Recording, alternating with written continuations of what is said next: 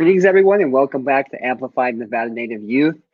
And it's been a while. I mean, it's probably been over a month or so since we've gone live, maybe a month, but we're glad to be back. And we're glad to see all of our audience come back and listen in and tune into our discussion that we're going to be having today with Fredina. And I just want to thank you all again for keeping up with our social media over the past month. We posted a lot of great stuff. We've had tips for seniors, tips for sophomores, freshmen, and juniors.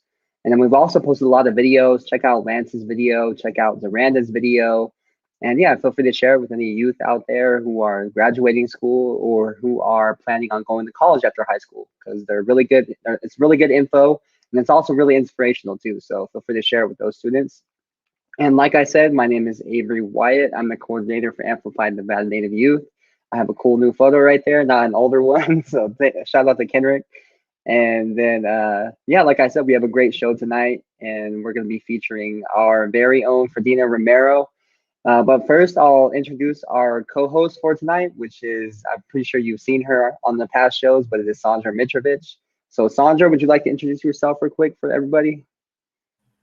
Hello, everybody. I'm so excited to be back on the Annie Show, to be in this segment with Avery as we talk to our wonderful, esteemed Fredina Drye-Romero. So thanks, Avery, for having me. For those of you that don't know me, I'm Sandra Mitrovic. I worked at the University of Nevada, Reno previously in higher ed, and that's how I got to know the wonderful Avery and Miss Fredina, and then went on to work for National Congress of American Indians in Civic Engagement, and get a chance to work with some of our youth here in Nevada as well. So wonderful to be here today. Yeah, thanks, Sandra, for coming on. We're glad to have you. And like I said earlier, I just want to plug again our social media. So feel free to share this video. And this is also going to be recorded and on YouTube for everyone to look at again. So if you have any questions too, I also want to say save them for the end. And also you can post them in our comments right now. And at the end of the show, we'll answer your questions. So if you have any questions for Dina, just feel free to comment them and we'll get them answered for you. But now I just want to introduce our guest for this evening, which is also not really a guest because they're always on, but Fredina, thank you for coming on tonight. I'm glad that we're able to finally interview you. So feel free to introduce yourself and let the people know who you are.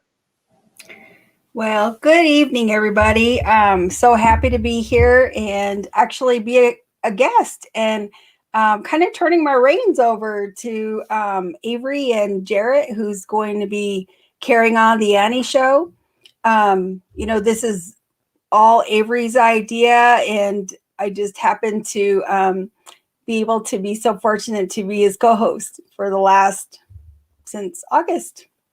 So thank you all for listening, and I'm excited.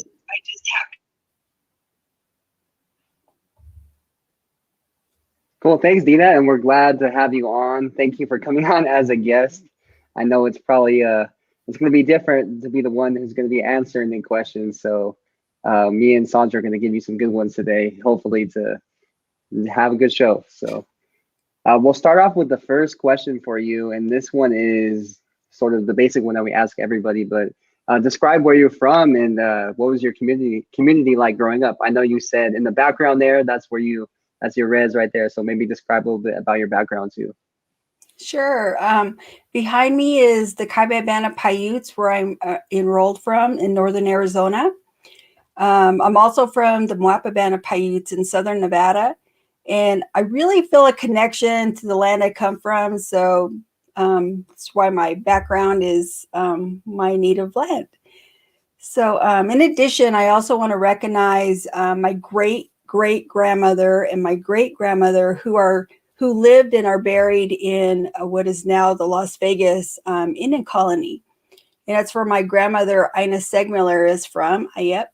And I guess I can go on and on about my family lineage, but, your original question is like, what was my community like growing up? I grew up on the Kaibabana Paiute Indian Reservation, and actually I grew up on both reservations. When I was about 8 years old, I moved to the Moapabana Paiute Indian Reservation, and I have such fond memories of both of my reservations.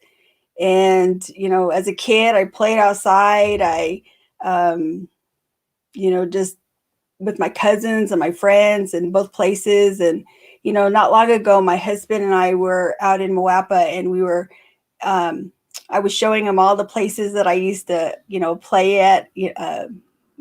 We used to, if anyone's listening from Moapa, we used to mud shark in the muddy river. So, that was always really fun. Just to be amongst my elders. I grew up around all my grandparents in both locations. In the 1970s, there was a lot of funding that were coming into our tribes. And so, our elders had a lot of different programs that they held with us, language programs, cultural programs. So I was always immersed in a lot of the culture and in my tribe. So kind of carried that forward into my current life. As I get a bit older,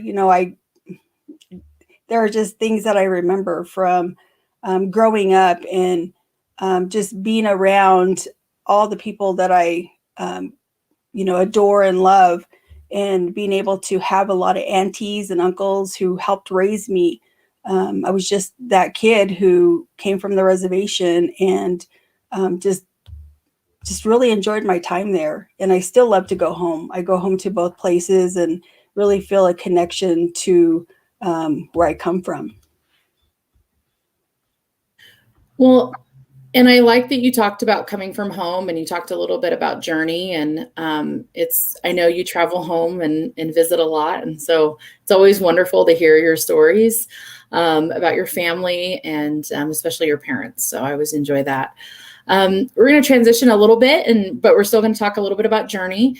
And one of the questions we had for you, we wanted to know if you could share with us a little bit in the audience about your journey from high school to college. Well, let's see. I think before I want to describe my own personal journey, I think I want to remember my parents' journey as well as my grandparents' journey. They went to boarding school. My parents graduated from high school in 1965, and they both attended Stewart Indian boarding school. And they pretty much weren't expected to attend college. My dad went to Chilocco right after high school, and he was learning how to do heavy equipment operating. He was drafted right after while attending Chilocco into the Army. And Mom, she actually went on relocation in Oakland, California. So their experiences were so much different than even mine. So when it was my turn to graduate from high school and consider, my next moves of where I was going to go to college, I don't think either one of them really actually knew how to talk to me about going to college. My dad actually did fill out an application for me to Haskell right while I was graduating. I think it was probably done too late and I wasn't accepted. I lived a little bit of life. And, finally, after kind of settling down just having to live life. And Dad, again, he filled out the application, pushed me, towards Haskell once again. And I just remember him filling out the paperwork and me signing the application. So I was 21 when I finally made it to Haskell. So people, it's never too late, to actually go to college. Yeah, it's never too late. And we always talk about that, I think, in every Annie episode, because we have an audience where, this program is built for youth, but at the same time, it's like we said, it's never too late to go to school. And you just actually started getting on your journey to your college or your college experience journey. And so describe to us a little bit about college. Where did I know you started off at Haskell, but how did it go from there? Sure. I attended and graduated from Haskell Indian Nations and also the University of Kansas for my undergrad and my graduate degree. Once I got to Haskell, I was like, why did I wait so long to go to college? I love college. I lived off campus my first year. Unfortunately, some of my kind of bad habits kind of came along with me, but I was determined to succeed. You know, I even with all the craziness of my first semester, I walked away with A's and a B. And I was so excited and I was motivated by finding some success. You know, I went home to Kaibab that summer, and my sister and I, we worked for our tribe to get extra money. And so the next year I came back and I wanted a whole new experience. So I moved into the dorms, and it was just a different experience. I wanted to be a part of campus. Something inside of me was waking up, and, you know, the classes that I was attending were really geared towards tribal people. They were geared towards, you know, talking about the history of our people, all of the tribal nations. You know, it was the first time in my life that I'd been around, you know, other natives from Oklahoma all the way to, Maine, clear down to, you know, the depths of Arizona. So, you know, it was really something that was different for me. So I remember one day I was attending an assembly, and Miss Haskell at the time, soon to become one of my lifelong friends, Miss Rolene Curley, she addressed the student body, and she was talking about, you know, such inspirational words of like the culture and the traditions. And I think, you know, from what my grandparents had instilled in me in the very early of my age, you know, they kind of talked about those things. I grew up hearing, you know, stories from my grandmother in Kaibab, and also, you know, stories from my other grandmother in Moapa. But so I think when Rolene was talking about, you know, her journey as a young woman and never having had drank or done drugs or any of that stuff, that really kind of put something inside of me. And I was like, wow, you know, I didn't even know people existed that never, you know, who were living a healthy lifestyle. And her words were, you know, they resonated within me, and they were very powerful. And I knew I had to do something different. So like I inside of me, and I could feel myself changing. And so, you know, in previous talks, I've discussed, you know, my second semester coming back to college, and, you know, trying to find my way. And I was walking through campus one day, and, you know, was in the student union, and I seen a flyer hanging up about unity meeting. And what is the United National Tribal Youth? And I was looking for any student organization, actually. I just wanted to, like I said, be a part of campus. And I didn't know how that was going to happen. But, you know, I just haphazardly just ran into this flyer, and I was like, oh, wow, I think I'll, you know, test out this club, this organization. So I did. I went to my first meeting, and it was very positive. They were talking about hosting a talking circle on a Friday night. So I went, and I believe that one chant really changed the trajectory of my life. Like, it really set me on a different path. It was, you know, I was going down a different road, and next, you know, bam, there's unity, and it took me somewhere else, completely different. I met some really pretty cool people through unity, and, you know, my best friend, Chiana Walker LaFramboise. We arranged, you know, protests and walks. It was fun. Just met lifelong friends that I'm still friends with. And I believe, you know, going to college that only offers the academic, but also provides really a social outlet in how you become a better person.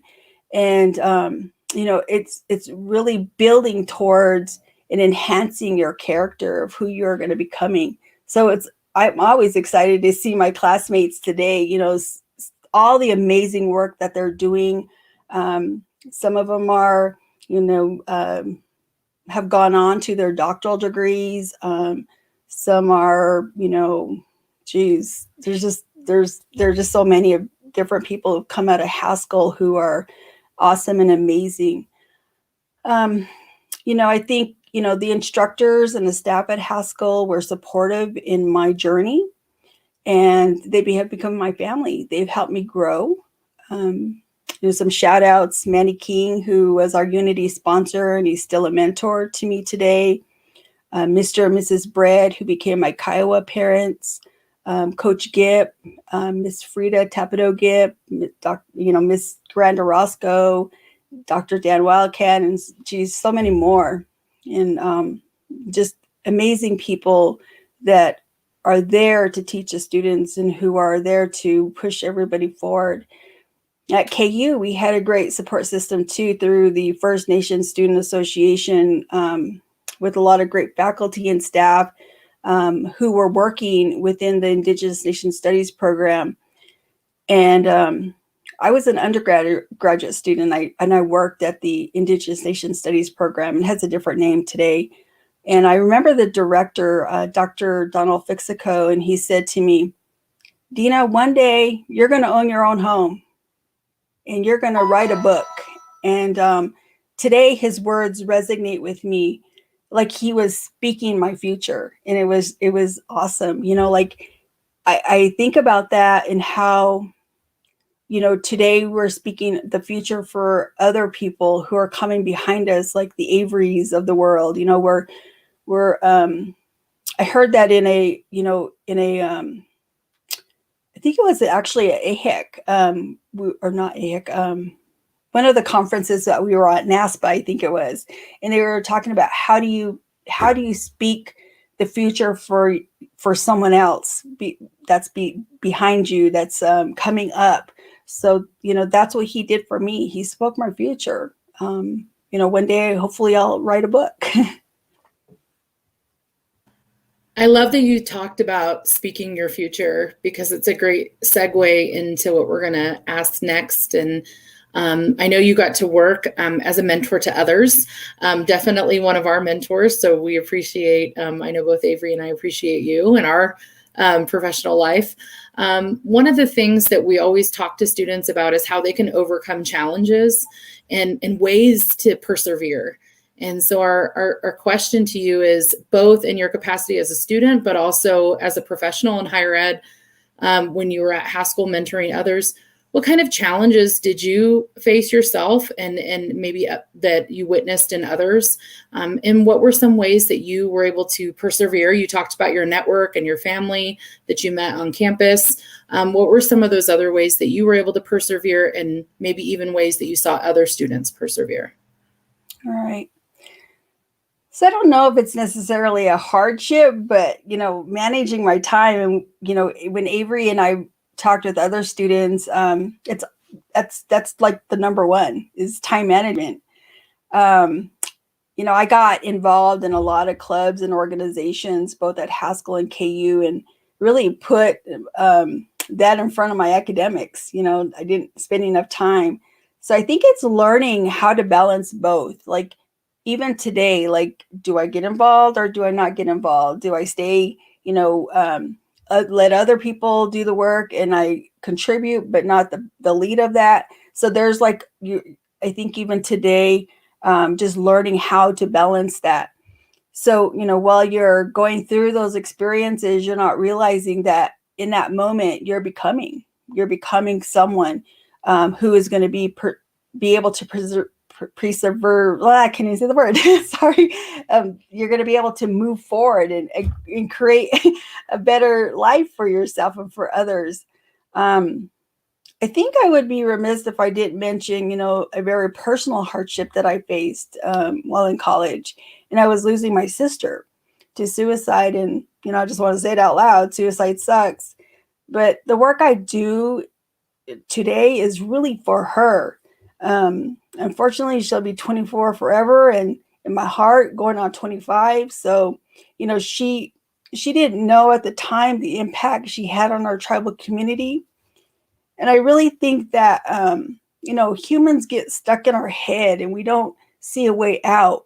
And we talked a lot about that on the show too. Like, how do you take care of yourself? How do you take care of your mental, health, and even your physical body? Like, how do you become better through hardships. Like when you're going through them, what do? Do you just stand still and be quiet while the storm is all around you, or do you run through it? So everybody has a different way of doing it, and how they what the outcome is. And I think the way I overcame that really big obstacle in my life through her death was really just talking about suicide and not feeling ashamed for her. She was unfortunately living in the now, and if she can probably fast forward her life to today, I'm sure she would have been she would have been like, I can't believe I did that. So I think if young adults would just give themselves a chance to live and to know that they're going to go through these hardships. It's really easy to say as you're older and you're looking back on life and to see how, things could have been different, but just really taking what you've gone through and being able to, become a person, become that, through resiliency, through, all the things that young people have to go through today. And even, when my parents were younger, they didn't have that push. They didn't have someone to say, you should go to college. You're bright, you're smart. And some of those kids don't have that. So, we're here even on the Annie of how to go through those hardships and get to a place where you can become who you are supposed and meant to be. So that was a long way around saying it of hardships. No, that was really good. Yeah, thank you for sharing that story, because I think a lot of people go through that stuff and not enough people talk about it enough. And also, really, I mean, some people are luckily able to find out ways on how to handle that and cope with that, but then there's a lot of people who don't ever find out how to cope with it. And it ends up just kind of sticking with them forever. It's like what you said, the storm just kind of stays there instead of them finding out how to find that better weather or how to be mentally healthy. So I think it's really important that you talked about that, because it's something everybody goes through, especially students. I don't know one native student who hasn't gone through at least one major mental health thing in their college career. So I think it's a really important thing to talk about. Yeah. And I think, a lot of times people think that, just because they see you successful, they think that that's how you always have been.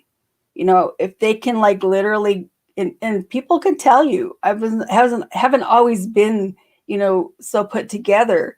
I went through life, and I, had to learn how to deal with it.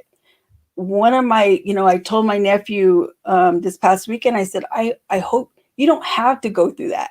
You don't have to put yourself in those situations, because I feel like I've already gone through it for you. So now you don't have to. And I feel like I want to say that to every student out there, who is feeling like, oh, wow, it's greener on the other side. No, we just have learned to take care of ourselves in a better way. We have chosen the type of lifestyle that we want to live. And that's, to make it better for, our generations to come, because it may be about me right now living through this life, but I'm planting seeds for other kids to be able to have a better life. Yeah. And I think you just barely started to talk about it, but that's kind of like the work you do now, is that you do, even though you're a person who works in higher ed, it's not really about you. It's about all the kids and all the kids that you work for. And so I think now is the best time to sort of describe the work you do now, which I think people know, but don't really know at the same time. So yeah, tell us exactly what you do. So I'm the education program professional at the Nevada Department of Education, and that position was enacted in 1997 through is the Assembly Bill 266, and was authorized funding to support the consultant position on Indian education. So the EPP, as the EPP, I provide technical assistance and directions to the schools and the school districts, as well as collaborate with the tribes and organizations throughout Nevada, while focusing on academic success and achievement for American Indian students. Through my position, in a nutshell, I provide leadership to the tribes and the districts, help develop some programming and practices to support American Indian students to stay in school and to graduate with a high school diploma. My work includes working with schools to provide programming and to increase student participation in school, and work with programs, and the work that I do really extends out to working with our stakeholders, because, there's just one of me at the Nevada Department of Education, and there's no way I would even dream to do it on my own. So, there are others out there that are able to help, so I rely on, my colleagues down in the South. I rely on my colleagues to the east of us, to the north, to be able to help do this work, because this work it can't be done just on one person. I think before coming to, Nevada, I had actually considered going to the University of Indiana, Bloomington, to enroll in a doc program. Unfortunately, this position came up and I applied, and, I wanted to help. I wanted to really figure out, what was holding students back. And I had to go back and think about, my experience going through the Nevada public education system. And today, there are days that I wish I could wave a magic wand and, remove all the inequities our people and our students have to face, because it's hard sometimes living on the reservations and going and dealing with the things that they have to deal with on a daily basis. And I think that that's why, some of the issues that scenarios I've dealt with in my life, I think that that's why I've, really kind of felt like I just want to wave a magic wand. Well, I know that, based on your work and especially working with all the school districts, you must hear amazing stories over the years that you've done this, and especially success stories. So we definitely want to kind of hear your side of maybe what some of those amazing stories might be across the various school districts. You talk about working with partners, across the state and beyond. So if you could share with us maybe just a couple stories that in your time working that you've been able to hear, and just some inspiring things, that'd be great. All right. I apologize. I'm really having allergies. I don't know if Avery still is, but it's like the wind has been blowing and everything is. No, I feel you. Mine just went away. Today's the first day that I've been all right. So no, you're good. You're good. You sound good. All right. I think the resilience of our students and, like I mentioned earlier, the hardships they've had to overcome and their success stories. This week, we heard from a group of amazing students who talked about their experience of attending, public school in our state. And, I know we're much further along because, there are students that are succeeding, regardless of their hardships that they have to face. There are more students like Avery. He's graduating, and learning how to help others. And he's going on to a higher education institution like UCLA. I think one of my stories is when Avery, Will, and I went to Florida, and we went to the Unity Conference together. And just watching him and Will, just they were so engaged with the students, and the students responded. They were like, wow, someone like us, but he's in college, so it was kind of cool. These were with our NYCP students from McDermott and Yerington in the Walker River tribes. And so, to see these students have such a positive experience and to be in a part of the country where they had never been before. To see all these Native kids come and for them to see positive role models and student leaders, it was just such a positive spin. And, I think about like our student Kelly, today, she graduated from high school, and, she's, just during that time, just learning about her and knowing her and like really kind of bonding with her, so I think, to me, that would be something where I hope that, all students will be able to experience, conferences and things that are positive and inspiring to them, so that they can remember those things. Well, maybe they're going through something, or like, wow, I remember that one time, or pick something up. So I don't know if that's an inspirational story or not, but there's like a lot.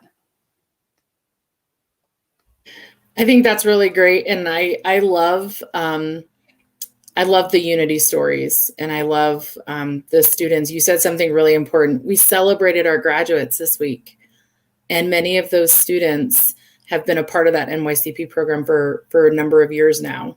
So it's very exciting to see that. I don't know about you all, but seeing all the graduate posts across my social media, I think I was crying every day. So very inspirational. Yeah, it is really inspirational. I think getting to know those kids at Unity, because I think I started with them when many of them were, I think, freshmen, was their first year, I think, at San Diego. And I've seen the other ones graduate, and I also see the ones that were younger. Now they're graduating. And just to see them grow over those years and just those experiences that they had in San Diego and in Orlando. And many of them, it was their first time being on a plane, I remember. And one funny story was that we had crazy turbulence going into Vegas. But they thought it was fun because they've never been on the plane, so they didn't know what to experience. So yeah, it was just really cool working with those kids. And I think that's what really inspires me to continue to work in education. And that also leads into our next question too, which is, what is it really about education that inspires you to work in this field? I think, while doing the work, and there's days where I'm like, oh, wow, I need help in being motivated. In terms of like, because I feel like sometimes you're just stuck, you're not moving, but you really are moving. You just don't realize it. I think about my sister, and I think about her stories. I think about the good and the bad, because she had a lot of good. She, she worked with our tribal, cultures and our languages. And so, I think about those things that motivates me. I think about my 4-year-old nephew, and all the kids that call me auntie. I think about the little girl that calls me grandma. I have a granddaughter. I think about my parents and my grandparents who attended boarding schools. I think about how, resilient they were to get us to where we are today. They had lots of prayers. They were continuously praying, for the future of our people. And I think, I really am motivated by the students I get to meet and who I get to bond with. I also feel motivated by seeing the world through students' eyes, like Avery and, and Jarrett, who's going to be hosting with him. And they're in college, so I feel bonds between them, and I see, that they are doing the work, that I feel like, wow, we're creating leaders, and as we're going through this life. And, I think that's really important, and that helps motivate me. Like, ooh, I don't feel so bad about retiring in 5 to 10 years. It's gonna be left in a lot of really great hands. I think about, and I'm motivated by, Sarah Winnemucca. I mean, she was a very controversial figure, but she said, education has done it all. And I believe that to be true. As long as we stay focused and stay in the know about our own traditions and our own cultures, in our own ways, I think, we can go far. We can learn, the ways of the world, but also know where we come from and not like lose that. So I think, those are things that really motivate me. They help me to, look at other people's successes, and that motivates me because I know that things are happening on the side, and, we're able to just contribute here and there. And, I know that our ancestors have prayed for this, and that's why we're here. That's why we're doing this work. That's why, we're having this conversation. That's why we're, having this interview, is because someone helped me. Someone helped motivate me 20, 25, 30 years ago for me to be here today to talk to you. So I think when I leave this work, I know that someone else is going to come in. They're going to enhance it. They're going to do things that couldn't be done, and they're going to take it to a different level. And that's my hope, and that's my dream, to not be able to hoard this work, but to be able to share it so that others can receive it and to move forward with it. I love that. I love that idea of making something always better than when you found it. And that's a beautiful thought. In speaking about that, one of the things that you talked about motivation and in our youth, and definitely, Avery and Jarrett being two wonderful human beings that are doing so much to inspire youth in all that they do. Thinking about the advice that we give our students day in and day out. I know you and Avery have been able to give a lot of advice on the Annie Show and have other people come on and give advice. Speaking to any of our youth today that have graduated, they're transitioning to the next grade or on to college, what are some words of wisdom that you would give them to say, it's possible. It's possible to go to college. It's possible to go to that next step. Because we may have still some students who are still undecided right now. What are some words of wisdom you could give them right now to kind of help them along the path? Sandra, this may sound cliche, but if I can do it, anybody can do it. I think my advice is definitely stay positive. And you may come upon obstacles in your life, but there's reasons why we go through things. And there's no reason that any student should think that college isn't for them. There's no such thing as I'm not college material. Higher education is really about finding your passion, about doing things so that you never have to work a day in your life, they say, but it's also about, not worrying about whether you're in a 4-year institution or you're a graduate student. It's about finding that passion. When I was a kid, I wanted to be in education. I wanted to be a teacher, and I would pretend like I was my teachers. So I think that's always been my passion, is education. I didn't know what it does. I'm not the traditional teacher, but I'm in education. So I think just do it. Actually, don't just do it just because somebody said so. Do it because you want to do it, not because someone told you to go to college. And, whether it's a tribal college, a trade school, 2-year, 4-year, start somewhere, wherever you are in your educational path. Just find something that excites you and do it with excellence. And, even find a reason why you're doing it. Maybe you've always been interested in law, or maybe you find it intriguing to, take the body apart, become a doctor. Blood wasn't for me. I was trying to be a trainer and I couldn't do it. I love sports, but I can't play. So I thought, well, maybe I can be a part of it by, becoming a trainer, but that didn't work for me because I couldn't stand blood. But, whatever it is, just do it with passion, do it with excellence. Because, people I keep talking about the history of our people, but people have gone through things. They've suffered through, the different eras in our history for you to be here, especially our Native kids, that it's really important for them to know this, that you do it with excellence, you do it with integrity, you do it with strength, because somebody out there is praying for you to be where you are. Yep, there's always somebody out there, and I think it was you who told me that, and it always sticks with me that at one point there was somebody that prayed, or your ancestors who prayed for you to be in the position the position you're in right now, or just your people to be in the position they're in.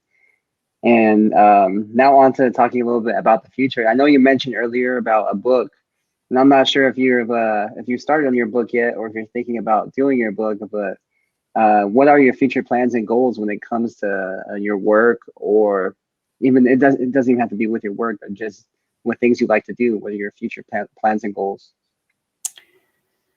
I think I did mention a book, and I didn't realize this to be a future plan or goal, but I've been talking with my dad, and he says, your life is so interesting, you should write everything down and turn it into a book. So when I thought about Dr. Fixco and his speaking my future for me, I think that's always been in my head, especially when my dad tells me, you're going to write a book. So, I don't know how that's going to look or what, but, my short-term goal is in the moment is just to live, just to appreciate everything that comes my way. I think my goal is to really serve the students continuously in our tribal communities, in our people. And I wrote, not to get all philosophical, but Maya Angelou says your legacy is everything in your life you've ever touched. Fill everything with love, because every moment you're building your legacy. So, and sometimes that's hard for me to even do, sometimes because I'm a human being, and so I have to take time and remember, why are you doing this work, Dina? So that becomes part of my goal, my future.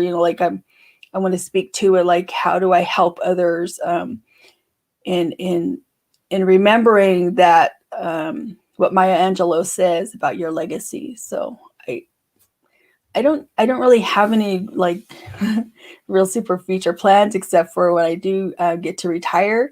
I mean, one day I'd like to work with my tribe and our tribes, or do something more that is within my tribal communities. I feel like I reach a lot of different tribes doing the work I do now, but I'm not working for my tribe specifically. So, and to be able to get to know all the littles that are coming up in both of my reservations. I love that. I love that future plan. And I would read that book. So I'll be one of the first people to read that book, Dina, when you write it.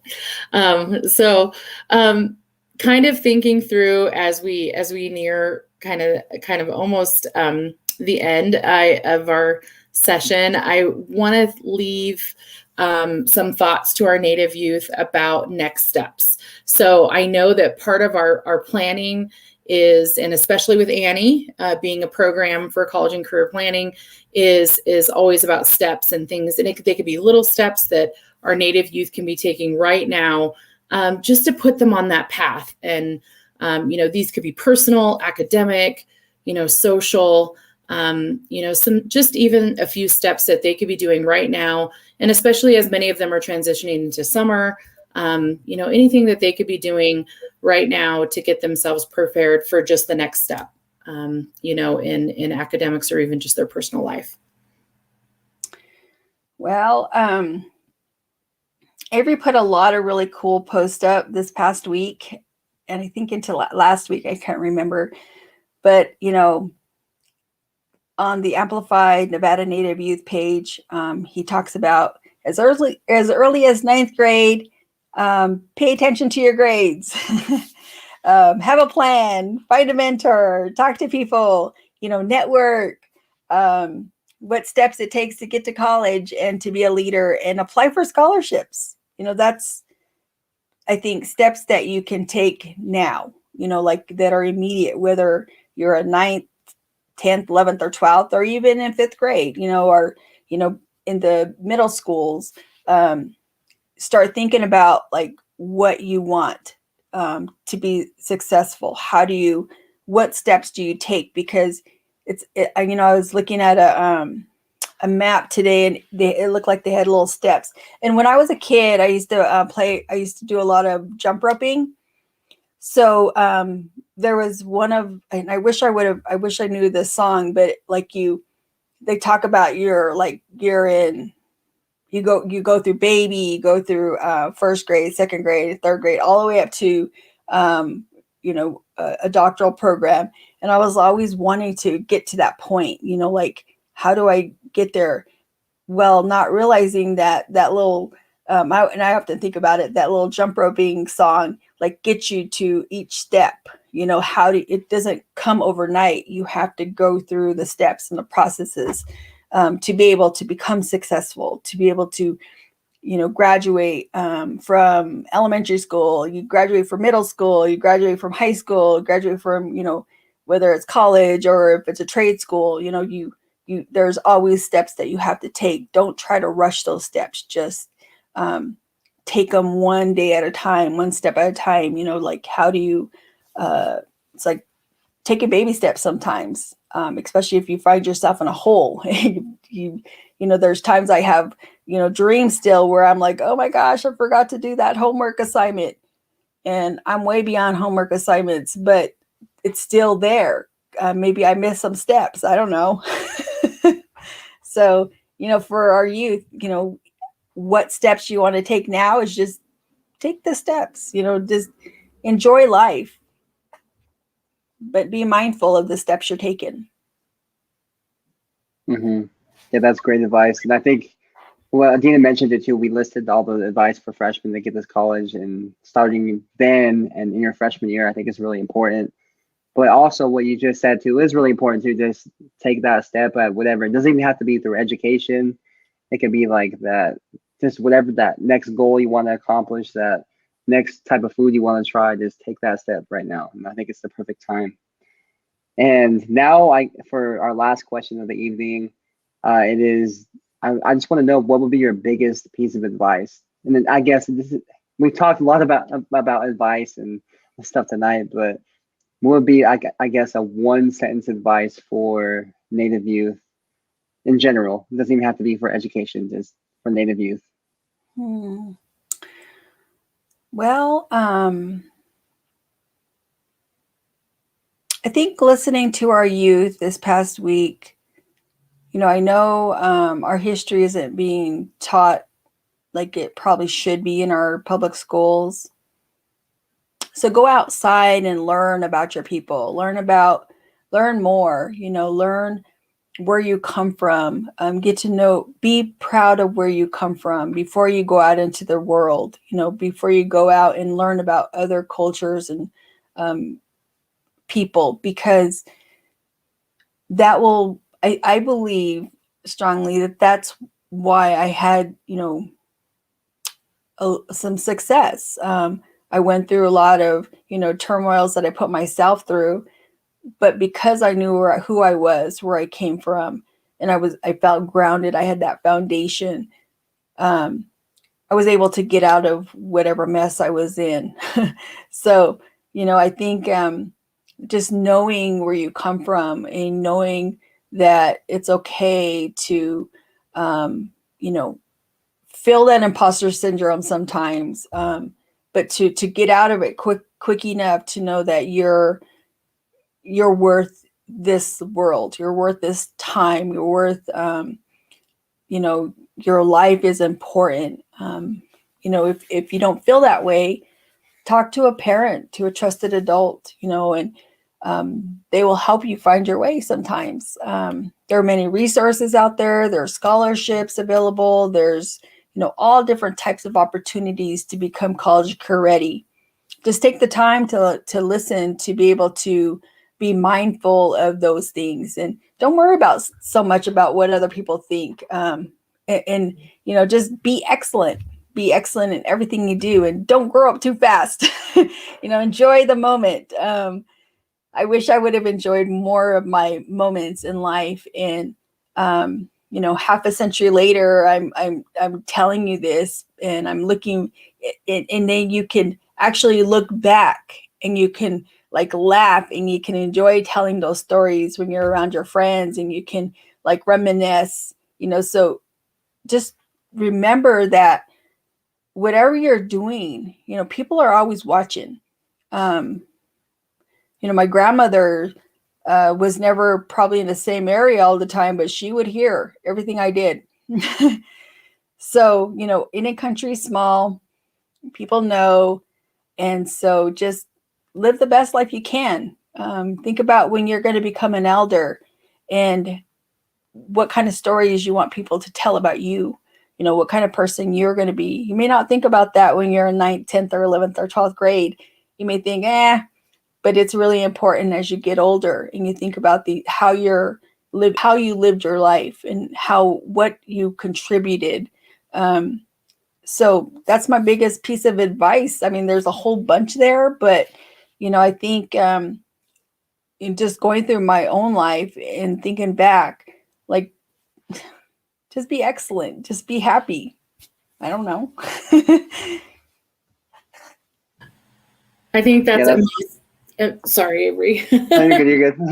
No, I was just going to say, I really love that. I love the idea of being excellent in all that you do, no matter what it is in your personal, and, you know, do the best that you can where you are. And I really appreciate that advice. It takes a lot of the pressure off too, I think, for some of our youth. Yeah. Mm-hmm. Yeah, that was really good advice, Fredina. And I just want to thank you for coming on. I know you've been on every single episode since last August, almost a year so far.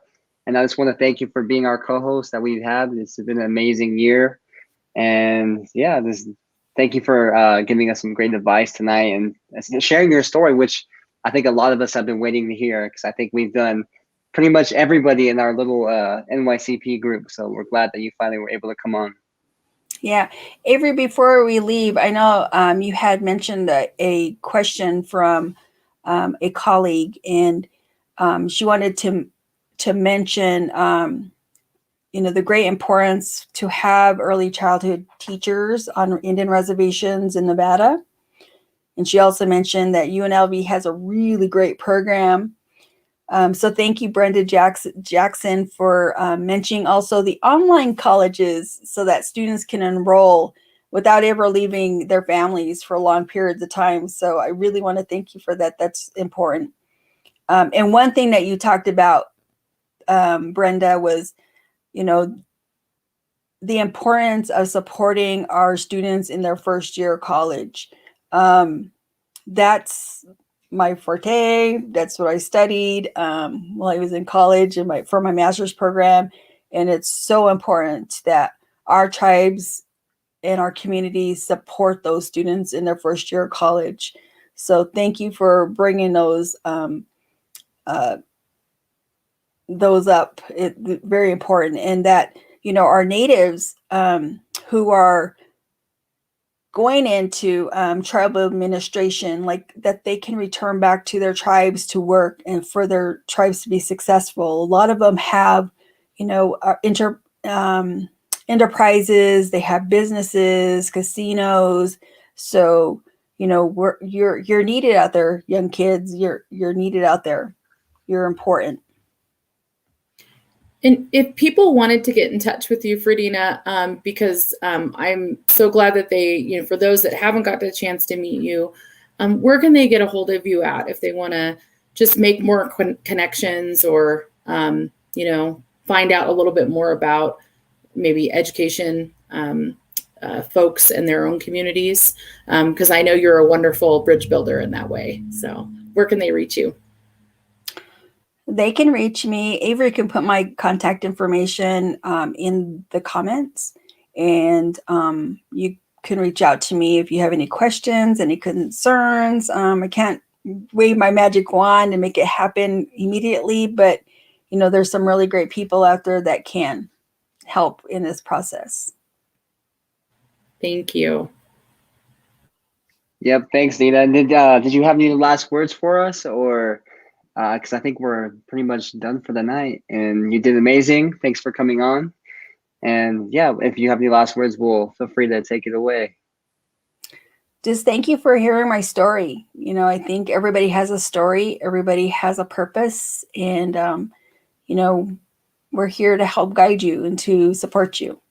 And I want to, lend that to Avery as well, because one day he's going to be in LA at UCLA enjoying life. So, sometimes it gets a little tedious and scary. Even if you're,